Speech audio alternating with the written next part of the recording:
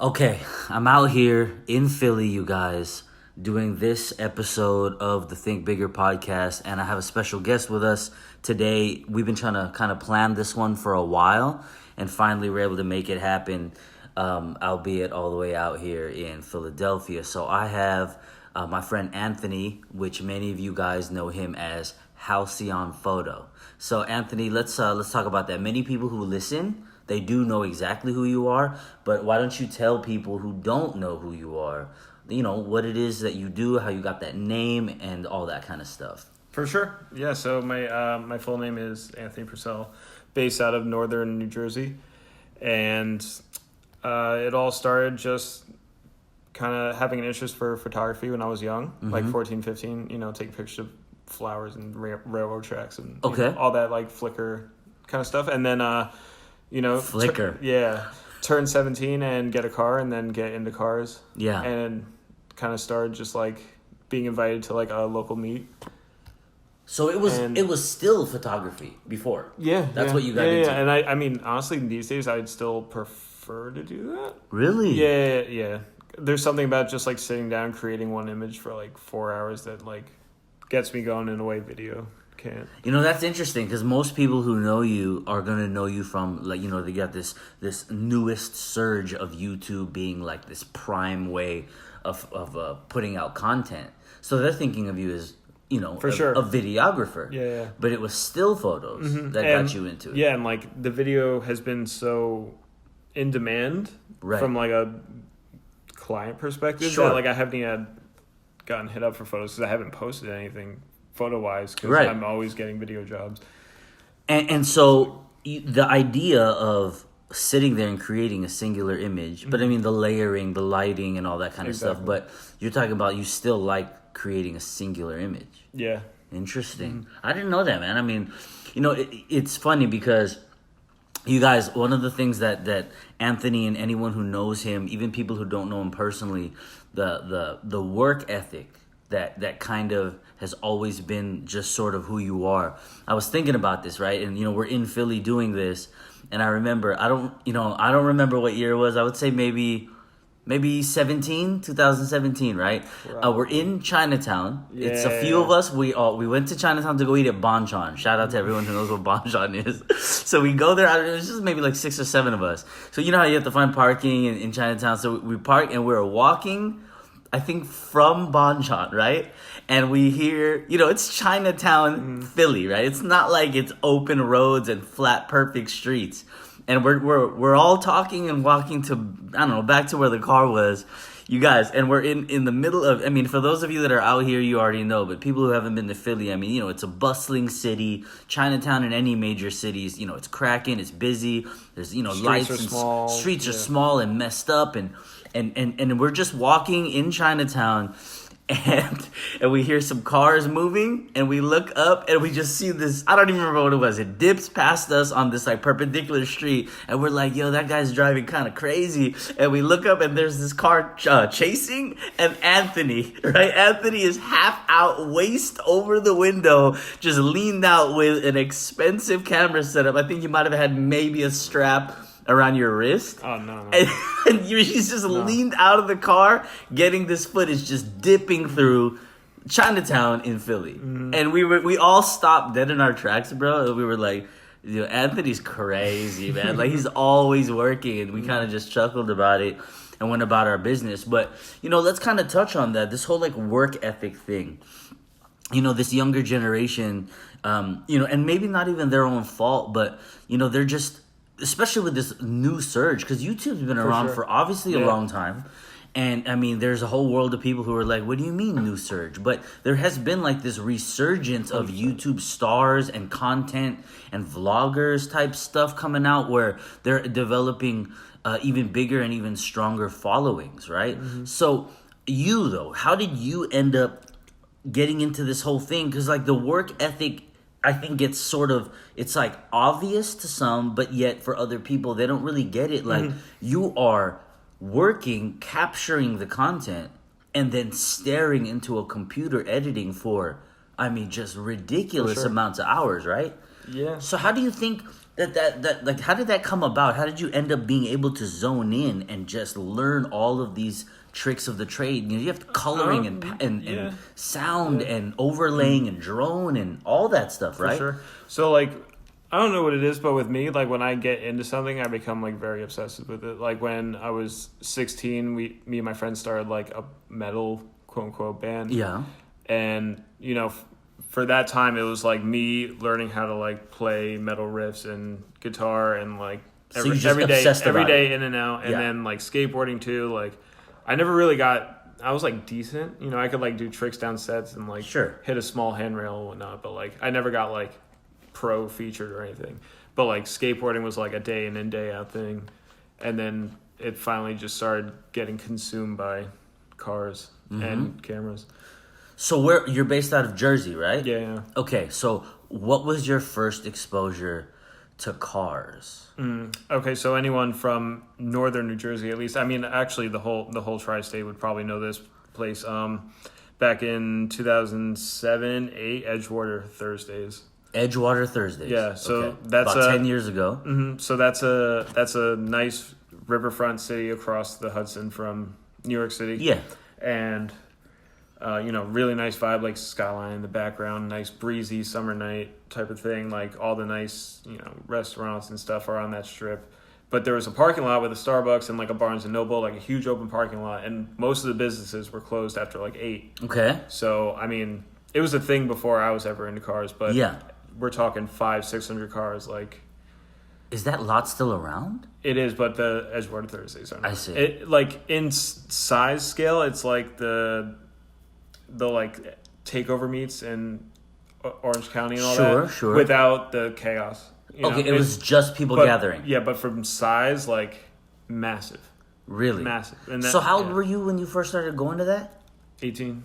And you were, I remember being a car guy in Southern California, but nonetheless, same kind of thing. Meets and gatherings where you would roll up, as a kid, you're a teenager, and you look around and you're just like, this is amazing. People are laughing, and cars and lights and sounds and women and boisterousness. And there's always somebody who kind of acts like a D-bag. For sure. Always, right? Yeah. But that kind of camaraderie and culture, you were totally attracted to it. Yeah, because you know what it is? Like, whenever I feel discouraged nowadays, I think about then because I was totally innocent to, like, knowing, like, the back workings of how the industry works. Yes. And it's just, and, like, when I see, like, younger kids, like, being excited about something, I'm like, that's just, that's just a WRX with, like, wheels and drop. But, like, for him, it's like, oh, my God. Yeah. You know what? You bring up a good point because, I've got some years on you. I've been in the industry a pretty solid amount of time.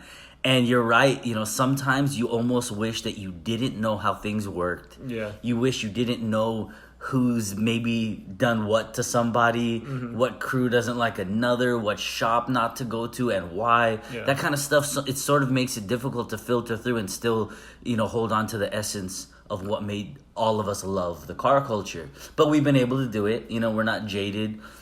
You bring up a good point. That kind of thing is you're a teenager and somebody was like, hey, you got to come with us over here. And you roll up and you're like, what is this? Just people everywhere, cars everywhere. So for you, Edgewater Thursdays, Northern New Jersey. Yeah. For me, it's Southern California, some kind of gathering in the street or some, parking lot too. And that's kind of the thing I love about it is it's different years and different locations, but the essence of it's the same. Okay, so you roll up, you're 18, and when did you say, I want to take pictures of these cars? Let's see. So I guess the first car I ever sat down, took a photo shoot of was my boy Anthony's Mark IV Jetta. Another guy named Anthony. Yeah, okay. And ironically, we both worked at Starbucks at the time. Okay. And we were both into cars, we were both into metal, so it was kind of weird. Sure. But, that was over MySpace. Okay. We met over MySpace, and so we're, what kind of days we're talking about here. I do, yeah. And, man, I'm trying to think for a second, actually. It was just one day, like, we met up at, like, a parking garage, like, nothing special, and just, like, fired off some pictures, and then, like, they got really good feedback. I mean, they're, like, obviously I look at them now, I'm like... Of course. Right, yeah. got really good feedback, and it was just like then I started going to Edgewater Thursdays, and instead of just going, I brought the camera. Yeah. And then like that, this is when forums were a thing. Of course, instead of Facebook and Yep. Instagram. So Yep. like, you went in that Edgewater Thursday thread and posted your pictures, and people were like, "Oh my god!" Like those yeah. days were so much better. There was such a bigger excitement about media. Yes, absolutely. Well, that's because before, it hadn't become this like overconsumption of a million, pieces For of sure. information And a second. phone photos like did not look good. Right. They were like unacceptable. So what was your first camera setup, and how did you come about getting that? It was like from 18 on, it was a Nikon D90. Okay. So before that, it was like point and shoot kind of things. Sure. But I got that because it was the first digital SLR to shoot video. Right. So that was like a big deal. I only bought, like, I didn't like care about the video, but I was like, let me try it. Sure. But that's why I bought it, and that's what I started with for the first, say, 2.5 years. Sure. So 2.5 years later, before you get a new setup, you're still using that same camera to bust video. Yeah, and if you go to my YouTube channel, like the first probably 5-6 videos are that camera. Okay, so let's talk about that. So in 2019, where are you at with your YouTube? Is that do you consider that, or are you utilizing YouTube as your main source of income, or is it client commissions? Client commissions. Commissions. Yeah, I mean, like now that I'm in a more comfortable position, with like the jobs that I'm getting, they give me more free time to do other stuff. I do want to take YouTube more seriously, but not in a vlogging format, more in like a educational format. Right, I've seen some of the educational stuff you've done. Yeah. So like when it comes to like the 4 hours of working on one photo, I want to walk people through that. Yes. About the process. Yes. And I did the thing with Kia where I like had a friend behind the scenes shoot it to kind of like see my process of like how I strobe it and whatnot and put it together. Yes. So more of that. So the educational, showing people how you're creating an image, how you're layering. Yeah, because there's a big wormhole on YouTube of YouTube photography and filmmaking. Okay. I'm going to use that in quotes because I'll get to that. But like, there's like a whole market on YouTube of that, and then there's the whole market on cars, and I want to be that guy that's merging it.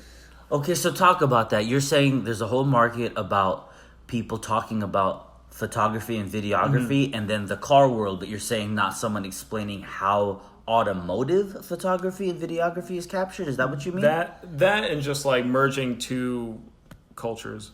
Okay. So like say you're not into cars, but like you like the way I do this, like you'll watch the car videos and that, or if you're only here to learn about gear and how to edit, right, but you don't care about cars, but like when I post a car video, like you're just like, oh, this guy did that video, let me just watch that. I see. So that's kind of the angle right now. You want to bridge that. Yeah, because I'm watching those like educational channels like explode. Really? Yeah. Like interesting. Whether they're like teaching or they're just like talk, like, I got the newest like Sony whatever, almost like reviews? Yeah, exactly. I don't want to review stuff, but like... Sure. Or just like talk about like handy little things you can get on B&H for $20 that can make, a shoot better. Yeah. Stuff like that. Like I'm watching those channels like explode. Really? It's crazy. You see, so there you go, right?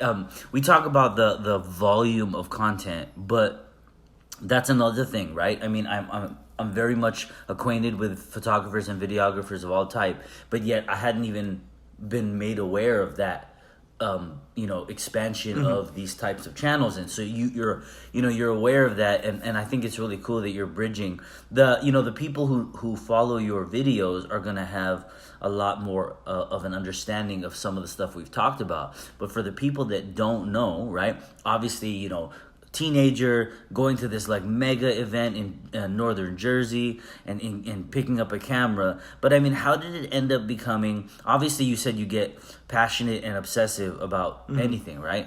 But why instead of skateboarding, instead of metal, instead of all that, those other types of obsessions, how did photography and videography and sub specifically automotive. Yeah. How did that end up becoming like what you do for a living and sustainably? There's a lot of people who say that I make videos on YouTube. It's not sustainable, right? How did it end up becoming that? What is whether that's a specific answer, you think it's a little more general? I think there's a few factors, like from the YouTube perspective when it comes to like the audience, and like it's like, if you mention car videos, probably myself, Crispy for sure. Sure. Mike Koziel, like I think that part of it, like the people who know, is so large because we kind of got grandfathered into it because we started doing it so early. Okay. Because nowadays, like you can type in an event, there's like 40 videos. Yes. So like a lot of people ask me for tips and whatnot, and they're like, I can't like grow my audience, and it's like because there's just so much. It's saturated. It's so much. What's going to be different? and Why like, would they even subscribe, right? Yeah, exactly. But other than like, how did I manage? You said to like make it through. Yeah, it's sure. obsessing about one thing is one thing, but how do you sustain? Like, falling into like automotive specific media was just like I would probably say the people. Okay. Just like, even like it doesn't feel like work for the most part. Like, but whether it's just like meeting up with a dude I've never met to shoot his car for like a wheel company. Yes. But like we still like can shoot the shit with of course, just like right off the bat, or just like going to a meet or like filming a car show, because it's like that feeling of like being that new kid and just being sensory overload. Like, that for me is like it hasn't gotten old. Yeah. Okay. A little bit, but like when I'm editing, like say like a video from like Tuner Evo, or any show, like that's the excitement I'm trying to like you're capturing. Happen. Yeah. Okay. Yeah.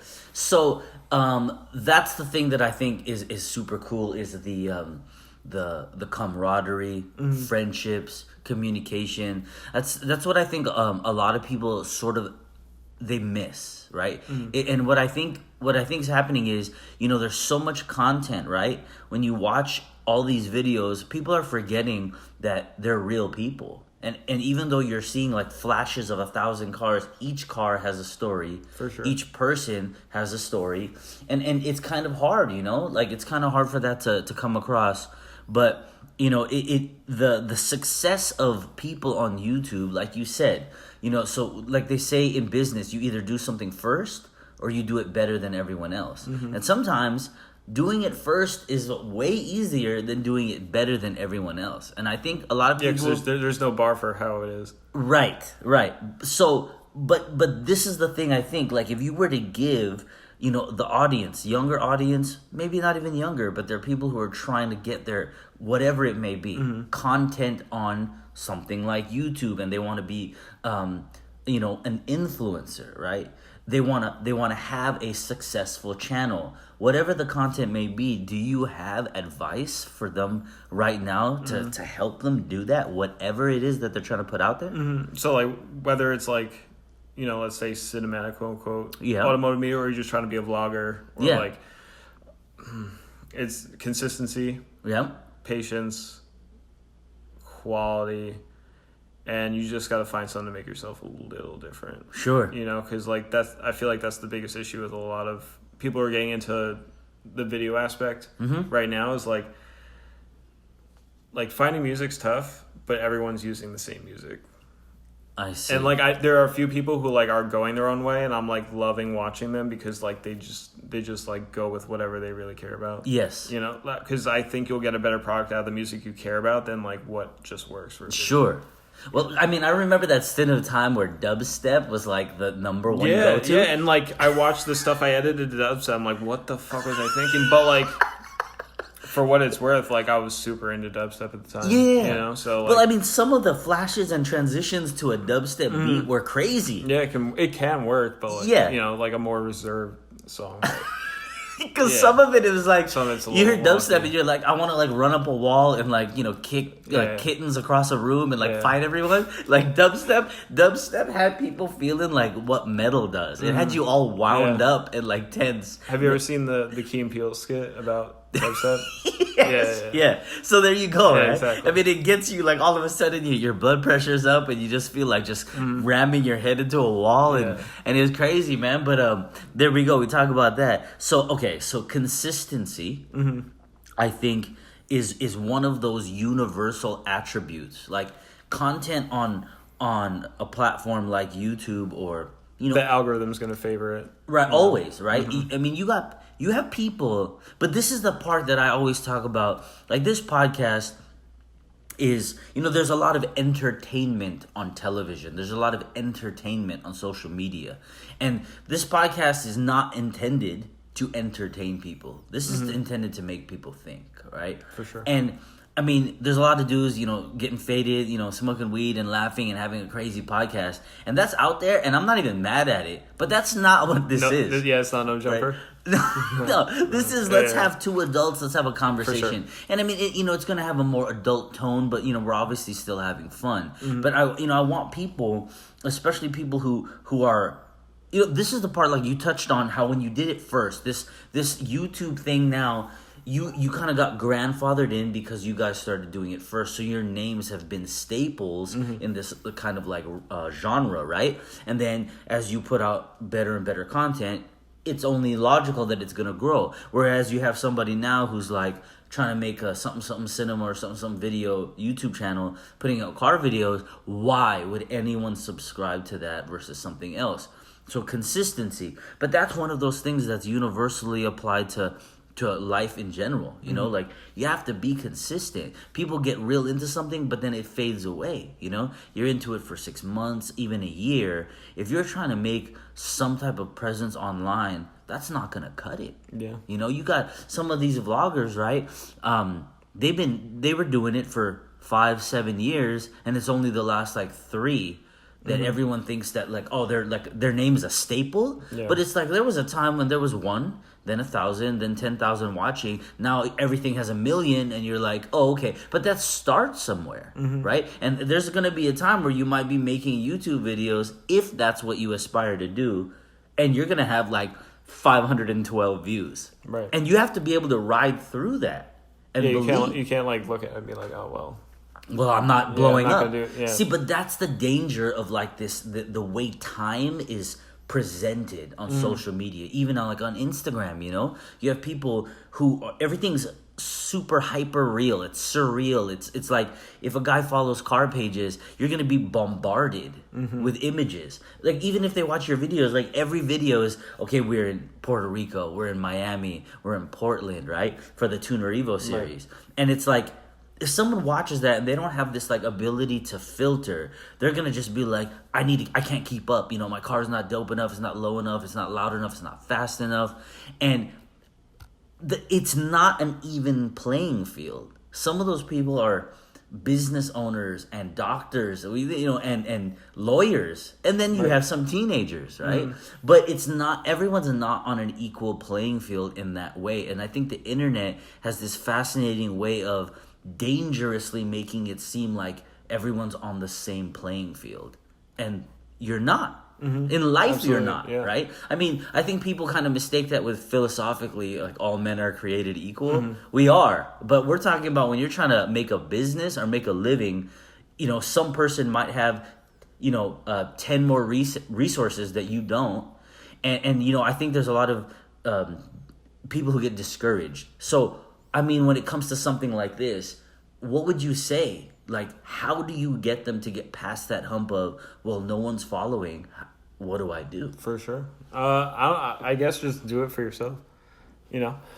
Like, just my interest in everything has just been for myself. So like, another thing I've like taken up lately is just like producing music, and a lot of it I don't even make public. I just produce it just to like listen to it myself later. Really? Yeah. What type is it? It's kind of hard. It's like a genre that's come out of the birth of SoundCloud a bit. So it's kind of like trap percussions with very ambient and melodic and spacey sounds. It's like over the years been dubbed wave. Okay. But like it's just something I'm because I'm also very into post rock, which is like instrumental, just like rock that's focused on big climaxes and then like shallow like just calmness. Yes. And it's like that same thing, but you can produce it alone. You don't need a band to do it, you know. Understood. And it also but it also has the groove and the rhythm of like in southern trap beat. Okay, it's interesting that you bring that up because I for on a personal note, like I ended up being into music like one type. I got there was a time where I was into nothing but like gangster rap. That sure. was when I was younger and I was in that lifestyle. And so that was the logical music. That's what everyone listened to, right? But I didn't really listen to anything outside of that. And then, as I gotten older, I've learned to appreciate music in different styles, right? But when you bring up these different types of music from like the SoundCloud evolution and whatnot, electronic music, which has been around forever, kind of maybe evolved from techno, which is like big in Europe, but it's evolved into like all these subgenres. And I found that some of the most soothing and relaxing music ever is electronic. 100%. Right? So, because so I'm into hip hop. So it went from like gangster rap to like full on out quality underground hip hop to everything in between. And then I started hearing, like neo soul. And then I started hearing electronic soul, and people were infusing these like, these R&B type songs, but like slowing them down, and then giving them these like electronic, kind of like hi-hats and all these different things. And I was like, yo, this is like mad soothing. Yeah. And because of the evolution of the music world, like SoundCloud, where, if you're not making any money, people were just chopping up songs, which technically you're not supposed to be using. Right. Everyone was just doing it, but some guy was just trying to create his own sound. And I started hearing these people use songs that I liked. And I'm like, aside from the fact that I'm pretty sure you're not supposed to be doing that, you've like slowed it down and given it this like really, really cool tone. And watching some of your videos or other videos, you can, go from upbeat, like maybe during the event and, like cut and lights and lasers and sounds, and then, or leading up to that. And that kind of reminds me of, okay, so that video that you did, so really the stuff you're doing for Tuner Evo, for example, right? You're creating, you're creating actual movies. It's not really car coverage. I mean, it's a car. It's somewhere in there because I don't like calling car videos movies or films. Okay. Because I don't know. I feel like very traditional in the fact that like a film is like a hard storyline with understood a script and actors narrative and a narrative. Yeah, understood. Yeah, so like, but I don't want to call them videos either. So they're like somewhere floating around in there. I don't know. It's just like no, I dig that. I dig that. So much work goes into like a narrative actual film that I don't want to like disrespect it by calling like. Okay. Me hanging out of a van at 50 miles an hour, like a film. Okay. I don't know. It just seems weird to me. No, I get it. Yeah. I get it. I'm sure there are many people who are aspiring actors who would listen to this and be like, "Thank you," because it's not a film. But like also like I also like there's the term cinematographer, which is a camera operator who uses light and focal length and camera choice to make a shot. Yes. But by definition, I'm more of like a videographer because I run and gun. Yes. But at the same time, I'm also making very conscious choices about how I'm shooting, what I'm shooting, the focal length and the camera movement itself. Yes. Which, by term is like a cinematographer. Yes. But like I don't work on like these fancy, Alexa rigs and like with a crew of 20 people. Yeah. So like that's also like what's great about YouTube is like there is the audience for your work. Yes. Regardless of like what your title is. Okay. Officially. So breaking that down, I've seen you whether it be walking in the streets of Chinatown in Philly and watching you drive by to, being at different car events that we work with, and seeing you on a skateboard crouched down, maybe jogging behind a car, sitting in a trunk. I've seen you do a lot of different things, and I mean, obviously, until you have a crew with rigs and Ronins and Reds, and it's not always gonna work. You got to make do. But that kind of the stuff that I've seen, I'm like, oh, I remember when Ant was rolling by me on the skateboard, and when I watch one of your productions, I'm like, oh yeah, I remember when he passed by me. And so what I'm trying to say is like, I respect your respect for terminology and what is traditionally kind of embodied in each of those terms. But speaking of that, in tones and sounds and music and how the camera moves, the one time I did work with you on something, I worked with you on it in a very mild way, and it was some voiceover, right? Yeah. But that particular quote unquote movie, right? That one you ended up being nominated for an award, right? So can you kind of expand on that, the sanctioning body, like that decides, that nominates, all of that kind of stuff? Because I didn't know anything about that until I heard, I got to go to London. And I was like, you have to go to London for what? Like, I'm nominated for this. So can you tell? Because even I don't remember much about that. The association has actually changed their names since. So it was the London Motor Film Festival, and now they wanted to expand, or they were getting more, international submissions. Okay. So they changed it to International Motor Film Awards. International Motor Film Awards. Yeah. And it was the London Motor Film Festival. Okay. So how did your particular piece get noticed by them? How does that work? It was just like send it in. So you sent it in? Yeah, sent it in under event category. Okay. And out of however many submissions they had, me and 4 other submissions made it to best event film. Okay. And Chris also made it in with one of his RWB in that same category. Documentary. In documentary. It was the first one we shot together. Okay. That like bright green one. Okay. Yeah. I mean, neither of us won, but aside from the student films, we were the only people there who were the only people to like prep, shoot, edit everything about the video yourself. Everything else was like production houses and full-on budgeted commercials. Yeah, so you guys as individuals went up against teams. Yeah. Okay, so what year was that? 16. So you flew to London. Yeah, that was to sit there, watch the other films, and potentially win, right? Yeah, it is funny because it's like everything's like all these stock cars or like classic cars, and then you just have all these stanced out like economy cars that are just... Did the people kind of look at it and be like, wait, what? I think there might have been some weirdness going on, but like the 2-minute like part that they showed was like your voiceover. Oh, they used that part. Yeah, they used that part. Okay, I feel like that part was what made it get in. Really? Because otherwise, like, it's no different than a lot of content. Oh, I see. Out there, Okay, so I think they appreciated that. The kind of like the tone Yeah. of that. Okay, so what that particular video is, I think the first time I realized that you had gotten a drone.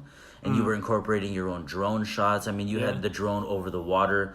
So, you guys, the video that we're talking about is it's the Tuner Evo Daytona Beach film. 2016, right? So, after if you want to pause this right now, go to YouTube, or if you're listening to this podcast on YouTube, you guys got to watch this. Go to, subscribe to Halcyonphoto's YouTube channel. It's 100% worth your time. But, this particular one we're talking about, I had, watched Anthony's work, and it kind of just came up about, I kind of feel like it would be cool if you spoke about this one thing. And it was kind of quick, guys. I mean, it was the morning after the event, right? Yeah, we were there for like 10 minutes. Yeah, we did about 10 minutes. I asked him to send me potentially the music that he was going to use so I could get some kind of idea for the tone, right? Because he doesn't have... It's not like it's done and it's like, here, I want to put your voice in this part. He's still putting this thing together. So I was like, if you could send me the music so I have a feel for where you are as far as energy and tone and what what are you trying to embody? And then I just went we were in the same hotel, but they had like a little cabana down by the sand. And I just went down there and I think we tried it, twice? Yeah. And then next thing I know, Anthony finishes the let's call it a movie, right? And it comes out, it's amazing. And I mean, I don't like hearing myself, so even though people loved it, the part where I end up hearing myself, I'm like, oh, dude, I don't sound good. That's just me, right? But you guys, the reaction from this film. Like, I read the comments and stuff. Sure. And I mean, I'm sure you've gotten this on other ones, but you guys, you have to watch this, okay? There were people that commented that said, I'm not going to lie, this film brought me to tears. right? I read like a pretty decent handful of those, and these are grown male adults who are not even remotely hiding. In fact, they're putting themselves out there and saying that, you know, it captured so much emotion that it brought me to tears. So, had you gotten that type of response to other stuff? Yeah, but I don't think it's that in like in an emotional sense. I don't know. Okay. There's nothing else I've made has been that particular scored kind in that direction. Okay. Yeah. Okay.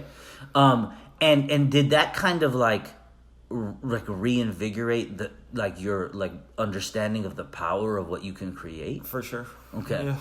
Because I mean, you know, you're talking about a 16-year-old or a 26-year-old being like, I'm not gonna lie, man, that shit made me cry. And you're like, wait, what? And at first, you know, you read it and you're kind of like, sure, you know, maybe, you know, they're just being really nice. But then after I read a decent enough where I'm like, yo, people are serious, you know? And it's not just the narrated part, but that video, you had like these like softer tones, right? Yeah. And so that song was like one of the post-rock songs that like, or the artist that I'm like still super into. Like I have their album art tattooed on my feet. Really? Yeah. Okay, wait a minute. Is that the group that you're leaving to see Sunday morning? Remember how we talked about that? Yeah, no. So after the show tomorrow, I'm going to see like a bunch of the Wave homies. Okay. Yeah. So, you know, you guys, you want to talk about support, right? So, you know, Anthony's from Jersey. I'm from Cali. We're out here working. We're out here in Philly for the Tuner Evolution Philly event. And he's leaving right after the event. I mean, pretty much just a few hours after you were going to get back to your hotel room. Right? Sunday morning? No, it's I mean, I guess technically since it starts at midnight, it's Sunday then. Yeah. So, and he's leaving to drive to where again? New York City. To New York City to go and support this group that creates this music, which they allow people to use for free. I mean, like, or do you purchase some of it? Let's take the Tuner Evo Chicago promo we shot in 2016 for the 17. No, we shot it in 17 for the show later that year. Okay. So that was the first year. You know, like we get back and I'm just like going through my DMs and like one of the producers I've been following on SoundCloud for a long time. He's like, yo, I love your videos. And I was like, whoa, you're in my DMs. Yeah. And then I was like, you know, I just shot this video. Would you want to make something for it? And then, you know, like we got all our stats together to send to his label to be like, you know, we don't have a budget, but like, could he produce this for us? And, you know, he killed it. He, like, absolutely crushed it. The song is... I still listen to it myself now. But, and, like, I've also licensed songs from him and the other artists to use for not only, like, my personal stuff, but, like, actual client stuff. Yes. And, like, I just want to hear it live, you know? Because this is a very, very small genre. So for them to even be overseas is a big deal. Well, where are they from? London, Netherlands, Poland. And so they're actually... One of them's from New York City, but... Yeah. Okay, cool. So they have a show, and after working for, you know, crazy amounts of hours, you're going to drive to New York City and see them perform live, right? Yeah. But see, that's what I'm talking about, you guys. He could have this relationship. You know, the internet creates the ability to communicate with people, you know, instantly, but from anywhere in the world. But instead of just being like, oh, hey, thanks, guys, you know, I license your music and I've been using it. Yeah. Oh, you're going to be in there. That's cool. There's a sort of it takes a certain amount of effort, right? Where someone else could be like, oh, I totally rock with them. I plug them online all the time. And that's become like a way to support. Yeah. But nothing beats going and physically being somewhere for someone, you Absolutely. know? And so that's what he's doing. So that's kind of, you know, it's just one of these things where some of these points that I drive home in this podcast, the people who listen, who know about the Think Bigger project and its branches like the podcast, I don't always want people to think that it's maybe, I guess the word would be serious, right? But there's a lot of, you know, there's enough entertainment and fun and, you know, having, you know, just laughs and stuff. And sometimes I think people, you know, like if you don't ever stop sometimes and get a little bit focused, you know, you can totally get through an entire phase of life and be like, what did I accomplish? You know, when you look back. At the time, you don't really see that, you know? And as someone who's a little bit older, you know, I think what would have happened if somebody kind of like took me by the shoulders and shook me a little bit and was like, yo, you're in this like golden age, right, where you need to accomplish some crazy things because you're not really necessarily going to be able to do that older. Like there were people, we talk about YouTube and this resurgence, but you have businesses that, whether it be stocks, whether it be trends, whether it be devices, YouTube, they see it. And what makes them different than us? They're looking. And not just that, but not only do they see it, they're willing to put themselves out there, maybe even financially, and create something. So somebody was like, yeah, okay, so let's take, how we were talking about the Donut Media For sure. Bumper to bumper they did on me and my car, right? I mean, that they're a relatively new channel, right? Yeah, I feel like they became so successful because they hit a spot no one was, and like it's not something I would personally want to do, but like it's very killer. They became like the pop culture of like the TMZ of car culture. Correct. And they are slaughtering. 100%, But what I'm saying is like somebody was like, hey man, I see this section like you're talking about with the like the instructional stuff, car stuff, camera stuff, and so it's the same thing. Somebody or a group of somebodies was like, we see this in the automotive culture. I say we go in like hard, right? And they did, and are owning right now, right? Owning. And so I think that on that kind of note, I think that you are, but that this idea of where you're seeing this lacking kind of like arena where you could feel like you could really own that, dude. I like with anything you've done, I really look forward to seeing that. You guys, so take the time to go, if you're listening here on YouTube, it's Halcyonphoto, Halcyon is how you spell that. You guys go subscribe, watch the videos, the ones that we talked about, Daytona Beach 2016. Yeah, you can start with some of the newer ones first. Okay, okay. And then you can pan back to that to some of these other ones. What would be if someone had to have one icebreaker? Someone listening right now is like, I've never even heard of that dude, but I'm gonna go and watch because of this podcast. For sure. What's the one that you say, watch that one first? Yeet. I would say the tuning of a Chicago promo from 17 is pretty tight because like we got an Airbnb with Janice and like lit it really nice, and like that one has like a good storyline to it. Oh, the one where they're picking her up. Yeah, I remember. Yeah, and like all the cars are like conjoining and splitting and all that. Yes. Like, I mean, now I would do a bunch of stuff differently, but like sure. What's the title of that one? I think it's like just like it doesn't have like a film title. It's just like promo. Yeah. So it's Chicago promo. Okay, so you guys find that one on his channel. You have to go back to a few years, but yeah. Okay, that's the one right there. You can search for it on Halcyonphoto's channel.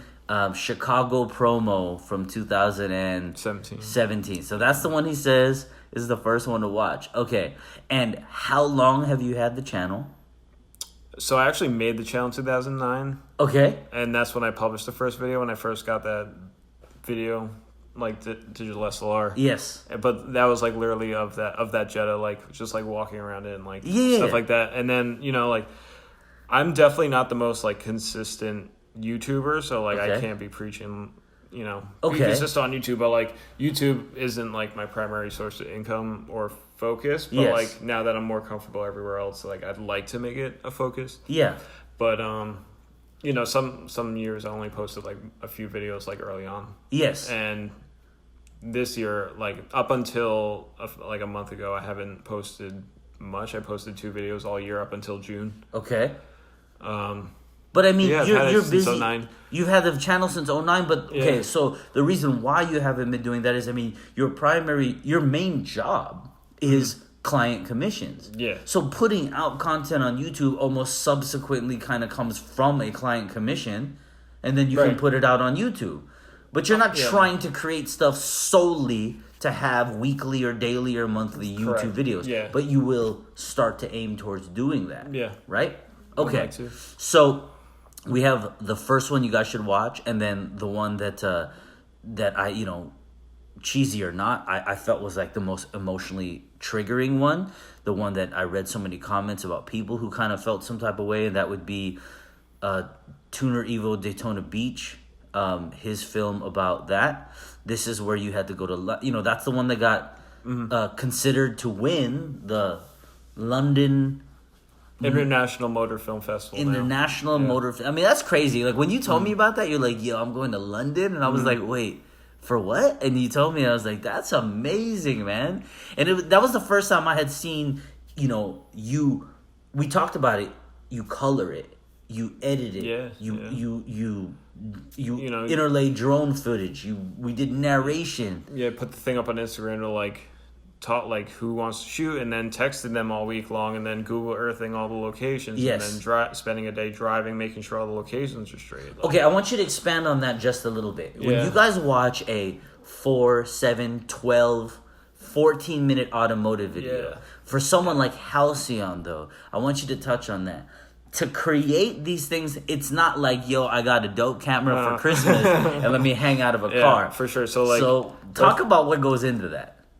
So, like, first thing is, like, all right, so we got to consider time of day. Yes. Like, day of the week. Because lighting, traffic. Lighting, traffic. Yeah. All right, so is it a weekend? Parks? No go. Yes. Everyone's going to be at the parks. Is it a weekday? All right, industrial parks and businesses, cool buildings, not a go.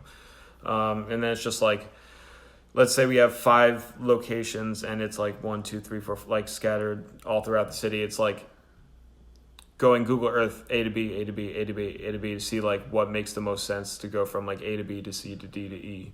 Okay. And it's like, oh, and with this, if we're going from here to here, we might as well do this shot on the way there. It's like finding just all these little nooks and crannies in how to like schedule your time best. And so you are Google Earthing and satellite views and street views and anything to get a real feel for what you're getting yourself involved in, okay? And it's like understanding like how many lanes there are.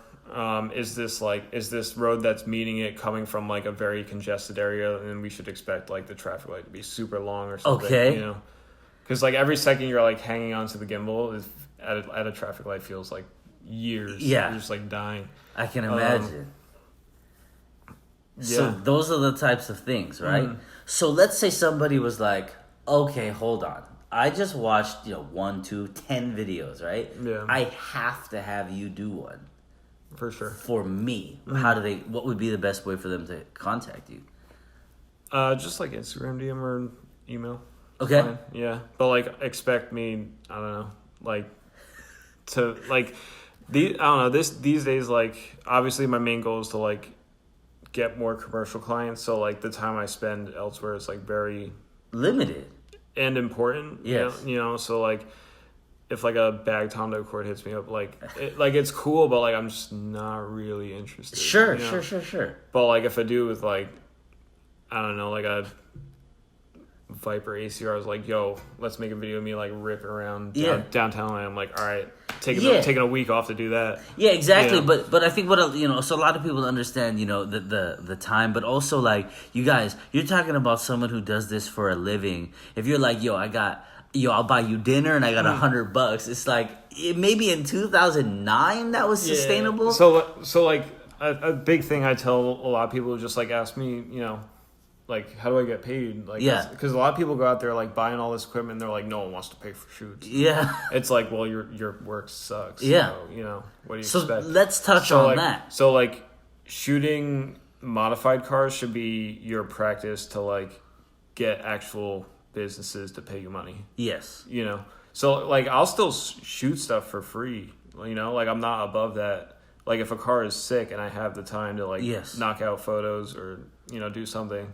Like video, no, never free, because that's just like way more involved. Work. Yeah, way more involved. But like, if like, I don't know, there's like one of my friends is like, yo, I just bought like a brand new, I don't know, Lexus Acura, blah, blah, blah. He's like, you want to shoot it before I like, modify it? I'm like, yo, yes. Okay. Yeah, because like the hours I spend shooting, editing that, like puts a very nice piece of work in my portfolio, so I can actually like pitch to an OE. Exactly. And then when it comes to the modified stuff, like all my YouTube channel work has led to me working with AccuAir, Ferrata, Vossen, HRE, local garages, just because they they like the way I show their products. Right.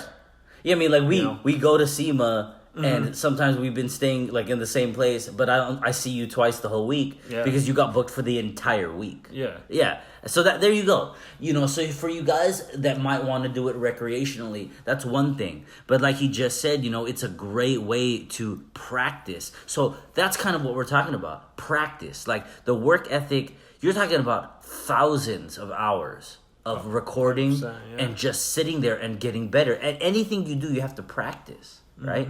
So the diligence, the perseverance, right? To ride out what could be a fairly long period of time where you're like, not really getting commissioned. I'm not really making any YouTube money. Yeah. And you need to be able to say to yourself, it's because, am I even good at this? Right? Do I need help? Like, to give people an idea, like, I was working full-time and, like, purposely made the decision to work part-time to, like, spend more time shooting. Okay. And this was 2014. 2014. That's when you took the jump from leaving, like, consistent money. Well, all right, let's backtrack a little bit. So, like, 2012, I was an assistant store manager at Starbucks. Yeah. So that's salary, 401k, like... Yes. Like... If you can deal with people, it's a great place to be. Yeah. You know, but I can't deal with people. Okay. But, like, I made the conscious choice later in 2012 to step back down. Because So you could have more hours to do your own thing. Yeah. Yeah. And then in 2013, as I'm working part-time there, I got an offer to work at a wheel company. Yeah. And that's where I met Chris Sempek. Yep. Yeah. So we're working there together. It was cool, you know. It was like for me, it was exciting at the time because it was like, yo, I'm shooting cars and now I'm working in like the industry. Yep. So it was a cool way to see how the back end of the industry worked. And then after that, things kind of fizzled out there. So Chris and I had both left, and I was just like, I just need a part-time job so I can shoot as much as possible. Yeah. And then leave, you know. So I got a job at a bank, which was perfect. Yep. Because they're closed on Sunday. Yep. They're like 9 to 5 during the week. Yep. All the dumb holidays of the year you get off, you know. Yeah. So you found that, and that helped pay bills while you just cranked out and practiced and captured and, edited. Yeah, and, went from being like getting paid $200 to make a video to like more than that. Yeah. Getting weddings and, Okay, so hold on. So you can get and would do weddings? I can get them. I don't want. I'm done. Okay, you're done shooting weddings. That's another thing. Over all the years of like jack of all trades shooting, like ever since I made my social profiles and my online presence, I only shoot cars. I got way more work versus like I shoot weddings, I shoot businesses. Oh, so maybe someone who wants to do a wedding sees that and they're like, I don't know if they're doing car stuff, right? Yeah, exactly. I see. Or like, I don't know. You said dog? Someone asked you to do a video of their dog? No, just like, like portrait photography. Oh, I see, the photography. Just like all these genres of shooting. Yo, like, people are so obsessed. I wouldn't be surprised if someone was like, hey, can you make like a all-out 10-minute video of my Yorkie? Yeah, I mean, I'd almost be down. I love dogs, but, like being presented, like, I don't know, just like say some shit in your house broke. It's like, do you want to hire the handyman or do you want to hire the guy that only works on that thing? Fair enough. Sure. Like, and it's like that with my merchandise. Like every different piece of merch I make, that's the only stuff they do. Right. They don't make these things and these things and these things and these things. It's like they only make one thing. Right. Okay. And like, I switched everything over to like, I only shoot cars. I was still shooting stuff, on the back end, because, you shoot one wedding, and they recommend you to their friends, and then they email you, and you're like, oh yeah, here's the link. Yeah. So, sorry you didn't see anything. But, and at this point, automotive work has become sufficient enough that, like, it's really the only work I need to do. Okay. So, on that note, what do you have? What can people expect? The stuff that you can speak about? Mm-hmm. What are you working on right now that people can look forward to watching that you're going to put out this year? So we got a couple features coming out, but like I do have a few passion projects planned, but they're like they're like involved to the sense of I need more resources. Yeah. And I'm trying to gather those now. Yeah. Because I did upgrade camera systems, but it also requires more people to be, with me to. Yes. Because camera's manual focus only. I need someone to pull focus while we're driving. So I need someone to drive while I operate the gimbal, while someone else pulls focus, while someone else is communicating with the driver on what to do. So But this is just you made the decision to make it that more complex simply to create better. Get content. higher paying jobs and jobs where it's like the shot list is 10 shots, but it's like you're gonna spend a week getting these 10 shots. I see. Okay, so some of those things obviously you can't necessarily verbalize on just yet, right? But all right, so what clients are you recurringly with? Tuner Evo is one of them, right? AccuAir had me back for SEMA every year in a row. Ferrata Wheels is a consistent one. Doing a lot of work with Chris on events he's hired for. Okay. So Grid Life, Hyperfest, stuff like that. And what else? I subcontract for a production company, and we shoot Rolls-Royce's content. Rolls-Royce North America. Been working with BMW Manhattan pretty consistently. And there's a few others. Yeah, so can you imagine that? A parking lot in Jersey to North American Rolls-Royce? Pretty cool. Pretty cool, man. Yeah, Sebastian and for those who don't know Sebastian, he's a great music photographer and car photographer. He's incredible.